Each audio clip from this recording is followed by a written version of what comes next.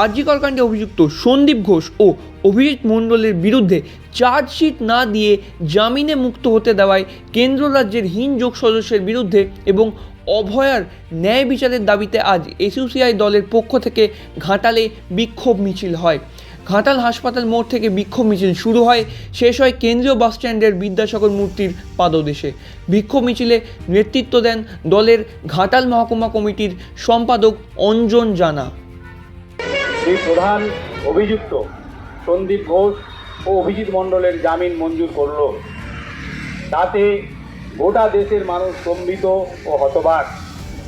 এটা স্পষ্ট করে যে কেন্দ্র ও রাজ্য সরকারের যোগসাজশে তাদের নির্দেশে সিবিআই এই দুই অভিযুক্তের বিরুদ্ধে যথাযথ চার্জশিট দাখিল করেনি।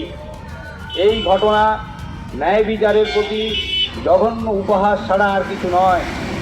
জামিনে মুক্ত হলেও এই দুই অভিযুক্ত জনসাধারণের চোখে ভিন্ন অপরাধী হিসেবেই গণ্য হবেন। আমরা জনগণের প্রতি আর.জি. কর ঘটনার ন্যায় বিচারের দাবিতে এগিয়ে এসে শক্তিশালী গণ আন্দোলন গড়ে তোলার আহ্বান জানাচ্ছি। সাধারণ মানুষ, দেশের নাগরিক সমাজ যেভাবে লড়াই আন্দোলন সংগঠিত করেছে তা ছিল অভূতপূর্ব, কিন্তু অত্যন্ত দুঃখের যে এই ঘটনায়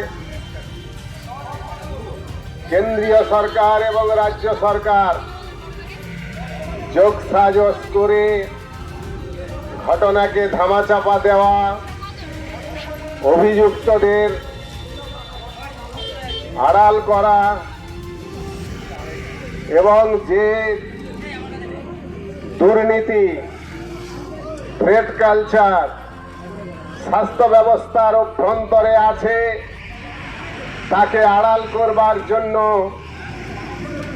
কেন্দ্র এবং রাজ্য সরকার যেভাবে যোগসাজশ করেছে তা অত্যন্ত নিন্দনীয়।